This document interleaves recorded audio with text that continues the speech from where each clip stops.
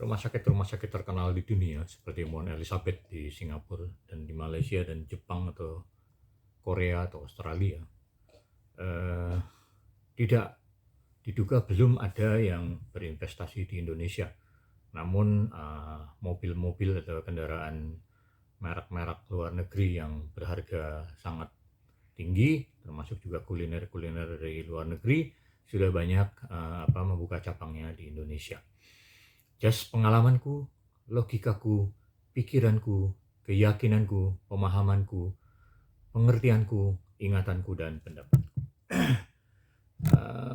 Saya tiba-tiba kepikiran gitu bahwa di negara kita gitu kan, untuk produk-produk mobil mewah gitu kan, sekelas Lambo saja gitu masih ada pembelinya. Dan kalau tidak salah juga mobil-mobil impor itu banyak yang buka cabang gitu, banyak yang menjual gitu kan. Demikian juga untuk kuliner-kuliner asing gitu kan, banyak juga bertebaran di Indonesia. Dan mungkin produk-produk lainnya dari luar juga banyak sekali, misalnya kosmetik, baju-baju import gitu kan, dan lain-lain gitu kan, banyak sekali.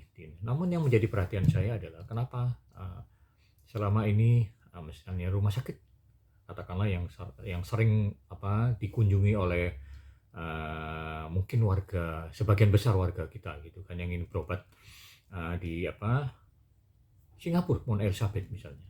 Dan banyak juga masyarakat yang sepengetahuan saya berobat ke Malaysia, ada juga yang ke Korea, Jepang misalnya. Untuk ke Korea biasanya untuk kecantikan misalnya, Jepang juga, Australia, Amerika, dan lain-lain gitu kan.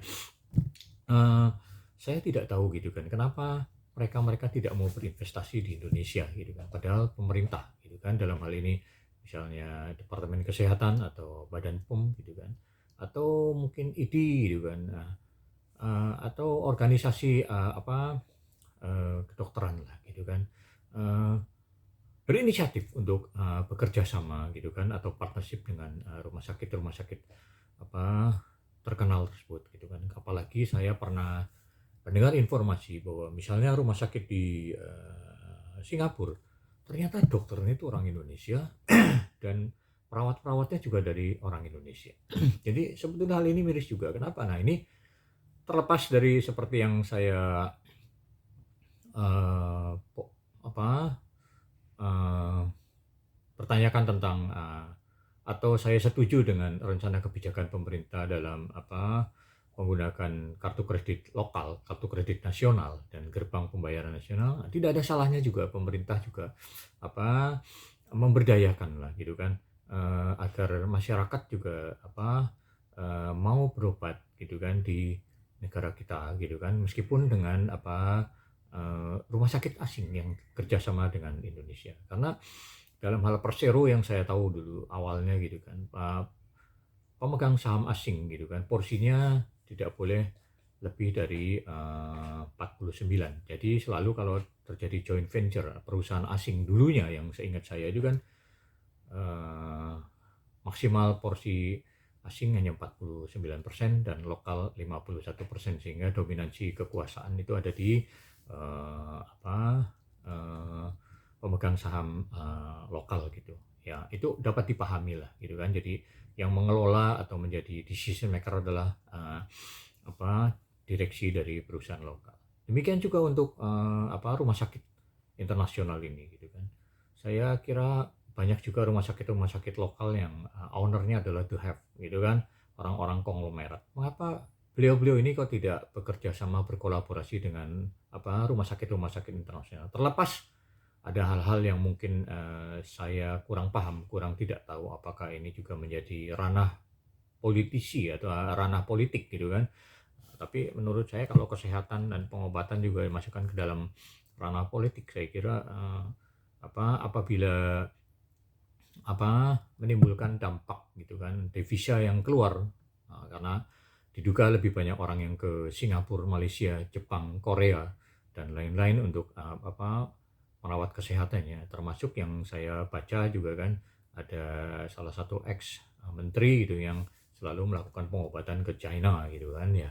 ini kan sama saja berarti devisa uang kita masuk ke negara asing gitu kan. Ya, saya berharap hal ini juga dipertimbangkan. Sebelumnya juga saya pernah apa mendapat informasi dari media sosial tentang adanya anak seorang petinggi gitu kan yang mengatakan bahwa kenapa mereka lebih suka berobat di luar negeri dibanding Indonesia gitu kan, karena ada himbauan dari, kalau tidak salah, Menteri Kesehatan, mengapa masyarakat kita lebih suka berobat ke luar negeri. Jadi mungkin ada faktor-faktor X lah gitu kan, yang atau masalah-masalah yang membebani gitu kan, sehingga masyarakat tetap akan lebih suka berobat ke luar negeri meskipun dengan biaya lebih tinggi gitu kan. Jadi hal ini harus dipertimbangkan lah, khususnya bagi pemimpin next gitu kan, atau ya pemimpin sekarang lah yang masih berkuasa gitu kan. Nah, karena masih ada 1 tahun mungkin gitu kan, 1 tahun lebih. Nah, berharap juga memberikan kebijakan-kebijakan yang progresif yang sangat membantu rakyat. Jadi bukan hanya tentang rencana pembuatan kartu kredit nasional, itu kan konsumtif ya kan. Kalau untuk kesehatan kan rasanya kita juga harus terbuka lah, karena dengan adanya informasi teknologi semuanya bisa diakses, tidak ada yang tidak bisa diakses gitu kan. Bahkan menurut saya kebijakan Cina saja yang membatasi akses internet, mereka masih bisa dalam tanda kutip mengakali lah untuk mendapatkan informasi dari luar gitu kan. Jadi berharap ini juga menjadi perhatian pemerintah gitu kan, bukan hanya diduga mengizinkan produk-produk konsumtif seperti kendaraan pribadi gitu kan, yang mobil mewah, pesawat mewah, yacht mewah gitu kan, tapi juga untuk rumah sakit gitu kan, yang bekerja sama dengan Indonesia, dengan sharing yang layak, yang patut, sehingga juga investor dari asing, khususnya pemilik atau owner atau pemegang saham dari rumah sakit internasional juga berkenan untuk berinvestasi di Indonesia dengan nyaman, dan tentunya juga membantu kesehatan masyarakat Indonesia, karena apabila masyarakat sehat maka negara juga kuat. Demikian, semoga hal ini dapat bermanfaat logikaku dan pikiranku.